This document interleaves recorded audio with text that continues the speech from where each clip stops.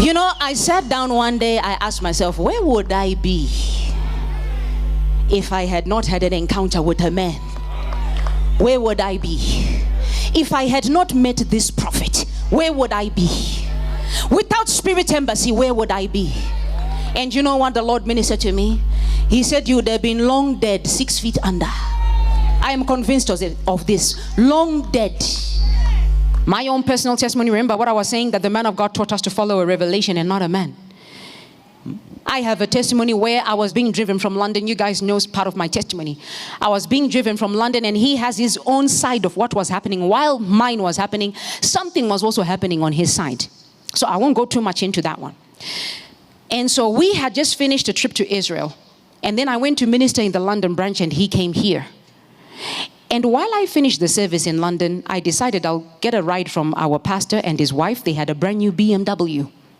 And so I was in the car. They said, Mom, we would like to, please, we'll take you home in our new car. I said, no problem. We live same neighborhood.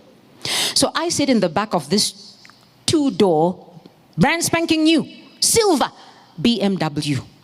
She was shiny. She was pretty.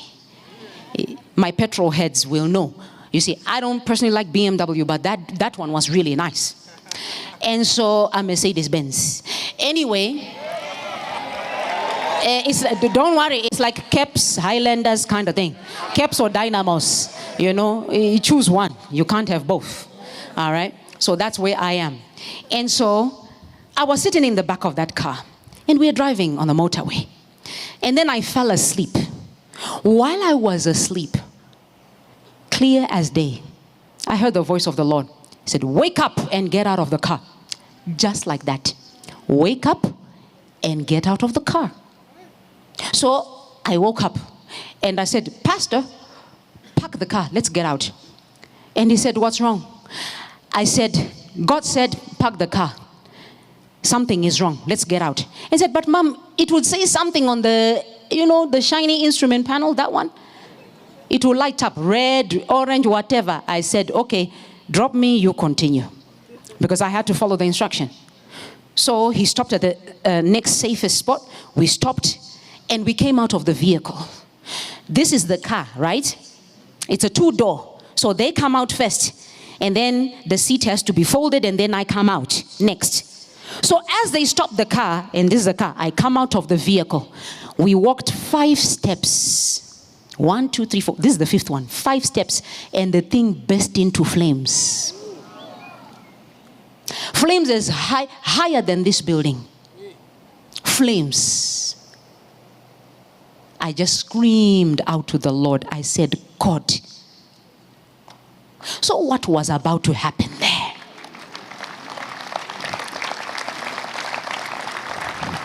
There is something that God placed in our church.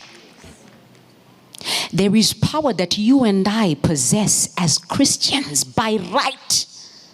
The fact that we are born again, that makes us extremely valuable to Him. Each and every one of us here, we are valuable to Him. Right now you were crossing the road. How many opportunities did you have of being run over? Just today alone. How many? Anything could have happened. Do you know that if a cockroach crawls into your ear and goes somewhere inside your head, you are done for? And look at how many cockroaches we have in our houses. I'm telling you, it's a serious thing. How come in the whole life of you, nothing like that has ever happened? You see, this God, we say, God has never done anything for me. Oh, do you want Him to now remove His hand so that you really see? Once He removes the umbrella, that's when you want to feel the raindrops. God has done so much for us. So much. The things that we know and the things we don't know. And the things we don't know are more than the things we actually know. When we say we are having a Thanksgiving service, some will say, it's just Thanksgiving. Prophetic service, right? Guys, let's go. Everyone in this house. You sit corner, corner, corner. At least one of us every section for the chances to increase for the men of God. Today we are not passing by. It's Prophetic Sunday. Thanksgiving. Or say prayer service. Half the church shows up. You are still playing. You don't know what this God has done for you. You really don't. I said, you really don't. You have every reason to thank him. We have so much to be grateful for. We have so much to praise him for. I lived that day when I was supposed to die. That car was so charred that the firemen, when they came, thought it was a bomb. They looked, they said, there is no fire like this. This has to be a bomb. There's no electrical fault like this. They searched everywhere. There was no sign of any bomb. The enemy had forged his weapon. But my Bible says, no weapon fashioned against thee, no weapon fashioned against thee shall prosper. No matter what he does, it shall not prosper. Let him forge the weapons. Let him do what he wants. Right now, by the level of our thanksgiving and our praise, we throw a preemptive strike in the camp of the enemy. A Good News World with Uebert Angel, provoking a reaction and always worth hearing.